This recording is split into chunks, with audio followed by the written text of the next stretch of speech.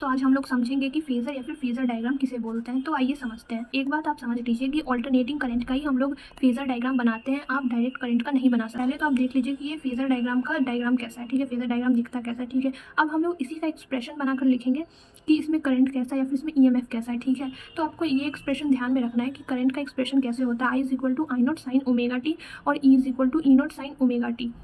यहाँ पर जो आई नॉट है और ई नॉट है, ये दोनों पीक वैल्यू है एक दूसरे का। करंट का पीक वैल्यू आई नॉट है और ईएमएफ का पीक वैल्यू ई नॉट है। जनरली हम लोग ये पूरा एक्सप्रेशन इस टाइप से होता है कि I is equal to I naught sine omega T plus phi होता है, और ये जो फाई है ये इनिशियल एंगल बताता है, लेकिन यहाँ पर रिप्रेजेंट नहीं किया गया है क्योंकि जनरली एक्सप्रेशन आप लिखोगे तो फाई होता ही नहीं, इसलिए ऐसे लिखा हुआ है। अब हम लोग समझेंगे कि ये डायग्राम में कैसे करना है, ठीक है। ये हमारा फेजर डायग्राम, सबसे पहले इसे समझते हैं। तो आप लोग देख सकते हो कि यहाँ पर ये ई नॉट लिखा हुआ है, यानी कि ईएमएफ का फेजर डायग्राम बना हुआ है, ठीक है। और यहाँ पर कुछ एंगल्स भी प्रेजेंट है, ओमेगा टी फाई। तो इसका एक्सप्रेशन हम लोग कैसे लिखेंगे, तो सबसे पहले आपको वो एक्सप्रेशन लिखना है जो मैंने बताया है, ये आप सबसे पहले लिख दोगे, ठीक है। लिखने के बाद आप यहाँ पर देखोगे क्या नहीं है क्या है, उस हिसाब से ऐड करोगे और हटाओगे। मतलब क्या कि E is equal to E naught, E is equal to E naught sine omega T तो हम लोग लिख देंगे, ठीक है। लेकिन यहाँ पर देखोगे कि यहाँ पर फाई भी है, क्योंकि ये देखो ये ई नॉट है और यहाँ से हम लोग इस टाइप से मेजर करेंगे तो इसके अंदर में तो ये फाई भी आ रहा है, तो प्लस फाई यहाँ पर हो जाएगा। तो इसका एक्सप्रेशन ऐसा बनेगा। और ये फाई जो है ये क्या बताता है, ये इनिशियल एंगल को रिप्रेजेंट करता है, ठीक है।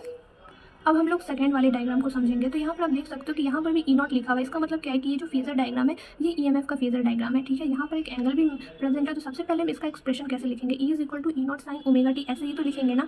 फिर यहाँ पर आप देख सकते हो कि यहाँ पर कोई भी फाई एंगल मौजूद ही नहीं है, फाई एंगल नहीं है, तो फाई एंगल तो यहाँ जीरो हो जाएगा, है ना। लेकिन आप एक बात आप ध्यान रखना कि ईएमएफ में अगर इस टाइप से केस है ना, तो यहाँ पर अगर फाई प्रेजेंट नहीं है तो फाई तो जीरो हो जाएगा, इसके साथ साथ ये पूरा एंगल ही जीरो हो जाता है। तो ये पूरा अगर साइन जीरो पूरा जीरो हो जाएगा तो साइन जीरो हो जाएगा, साइन जीरो क्या हो जाएगा, ईएमएफ ही पूरे तरह से जीरो हो जाएगा, ठीक है। आपको ये ध्यान रखना है कि ईएमएफ में ये दो केस बनता है, ठीक है। ईएमएफ में दो ही केस बनता है, तो यहाँ पर एक केस तो मैंने बता दिया, लेकिन अगर ऐसा केस है तो यहाँ पर फाई को हम लोग जीरो लेते हैं, ठीक है। तो यहाँ पर E is equal to zero आ गया, तो मैंने ये बता दिया कि कैसे आया।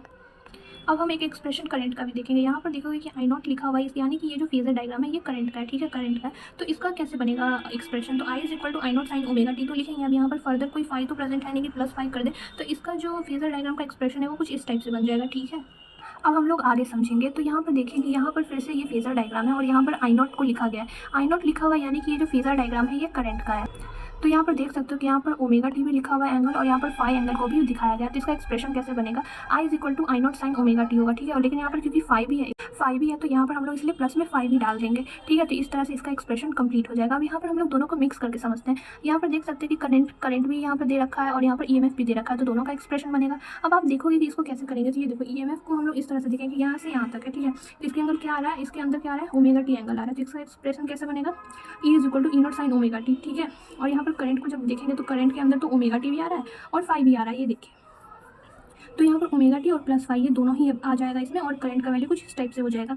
इसमें एक चीज़ और समझने वाला ये है कि आप लोग को क्लियर दिख रहा होगा कि यहाँ पर हम लोग ये केस समझते हैं कि कौन लीड कर रहा है और कौन लैग कर रहा है, ठीक है। तो यहाँ पर आप देख सकते हो कि ये जो ईएमएफ है ये करंट से पीछे है, यानी कि क्या हो गया कि जो ईएमएफ है ये लैग कर रहा है, ये पीछे है। और यहाँ पर जो करंट है ये इससे आगे है, इससे कितना आ गया, तो ये फाई एंगल आ गया, ठीक है। कितना आ गया, तो फाई आ गया।